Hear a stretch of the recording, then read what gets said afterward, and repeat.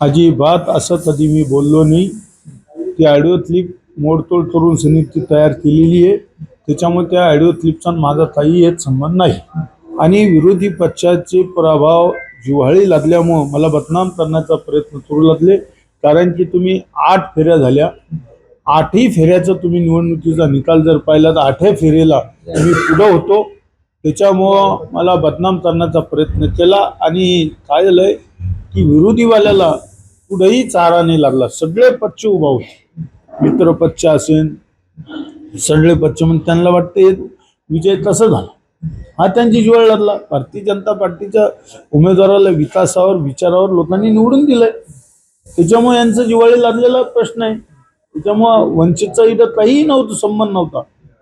त्याच्यामुळे त्यांनी आरोप प्रत्यारोप केले. पहिल्या दिवसापासून आरोप प्रत्यारोप करू लागले की कारण की पहिल्या दिवशी म्हणले की अधिकाऱ्याला 1 कोटी रुपये दिले, अधिकारी मॅनेज केला.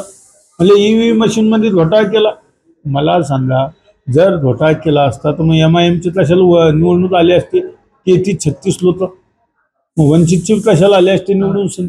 म्हणजे पूर्णपणे बदनाम करायचं कसं भारतीय जनता पार्टीला आणि नारायण कुचेला हे सर्वस्वी चालू आहे. म्हणून या सगळ्या ऑडिओ क्लिप माझ्या षडयंत्र तयार करून केलेले आहे. मी याला बिनबुडाचे आरोप करण्याला तयार केलेले आहे. 2 तक्रारी केलेल्या आहे. अशा 2-3 आल्या आहे. मी तुम्हाला FIR आत्ता देतो. मी एक ऑडिओ क्लिप आली होती, जातीवाद बोललं म्हणून सनी मी त्याची FIR दाखल केली होती. असे मोडतोड करून केलेले आहे. मी तुम्हाला आत्ता FIR देणार आहे. मागचा एक अंबड पोलीस स्टेशनला दाखल केला, एक बदनापूर पोलीस स्टेशनचा. दोन्ही FIR माझं होईल.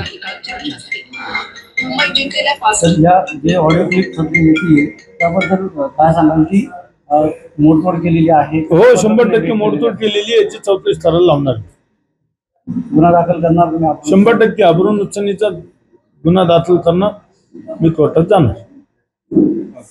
तो प्रकार असा होता का आम्ही डोर टू डोर ज्या टायमाला संजयनगर प्रभाग 24मध्ये ज्या टायमाला आम्ही door to door Vanchit Bahujan आघाडीची जी प्रचार रॅली होती, ज्या आम्ही मतदारासोबत संपर्क साधित होतो, तर त्याच्यामध्ये आम्हाला अशी माहिती भेटली की आमदार नारायण कुचे हे स्वतः गल्ली नंबर 13मध्ये स्वतः आलेले आहे. ते स्वतः पैसे वाटत आहे.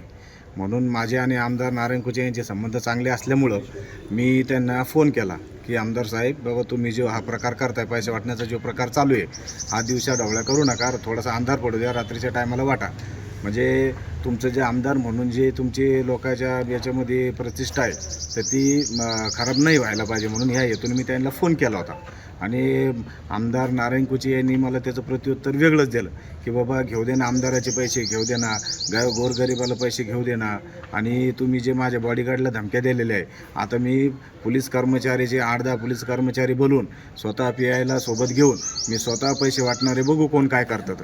अशी ही म्हणजे सत्ताधारी जे पक्षातले जे आमदार खासदार आहे, जे जर असं जर बोलत असेल, असं जर वागत असेल, तर आमच्यासारख्या गोरगरिबानं काय करायला पाहिजे? हे इलेक्शन, मला तर असं वाटतं इलेक्शन ही प्रथा बंदच करून टाकायला पाहिजे आणि यांनीच सत्ता भोगायला पाहिजे, असा आमचा असा अंदाज आहे, उद्देश आहे.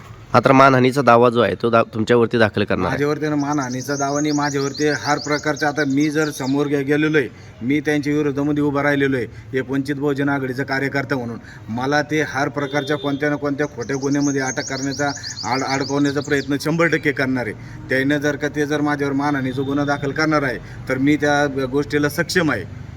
मी जर याच्यामध्ये गलत असेल, मी जर वाईट असेल, माझी जर चुकी असेल, तर फॉरेन्सिक रिपोर्टमध्ये ज्या टायमाला चेकिंग होईल त्या टायमाला ते जे काय दूध का दूध पाणी का पाणी ते तर होऊनच जाईल. हा नंबर जर त्याचा नाही आहे तर मग नंबर कोणाचा आहे? तुम्ही कोणालाही विचारा, हा नंबर त्यांचाच आहे आणि मी त्यांच्यासोबत संपर्क साधलेला आहे. आणि ह्या नंबरवर माझं असंच नाही, बरेच वेळेस आमचे संबंध चांगले असल्यामुळे बरेच वेळेस आमचे त्याच्यासोबत ह्याच नंबरवरून संपर्क झालेला आहे.